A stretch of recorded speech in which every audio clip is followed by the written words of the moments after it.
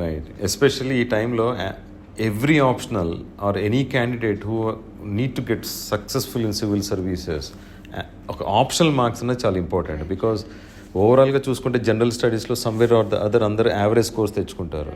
But where you have to get that bonus marks ఈ somewhere like ఈ maybe essay దగ్గర తెచ్చుకోవాలి, optional దగ్గర GS paper for ethics and then interview.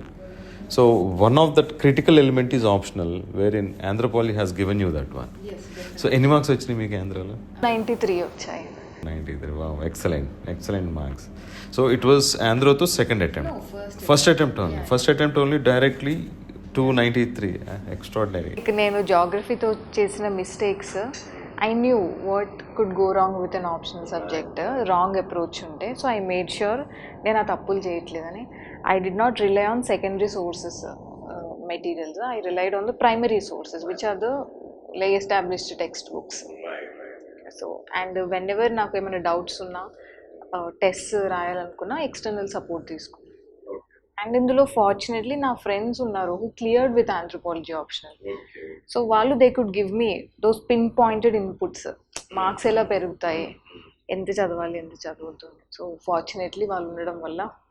So మీరు anthropology coaching తీసుకున్నారా? తీసుకోలేదు. సో మొత్తం కంప్లీట్గా ఓన్గా చదువుకున్నారు అంతా? నా నోట్స్ నేను చేసుకున్నాను. జస్ట్ వేరెవర్ ఐ నీడెడ్ ఏమైనా డౌట్స్ ఉంటే, ఏమైనా టెస్ట్ రాయాలనుకుంటే అప్పుడు నేను ఎక్స్టర్నల్ సపోర్ట్ తీసుకున్నాను.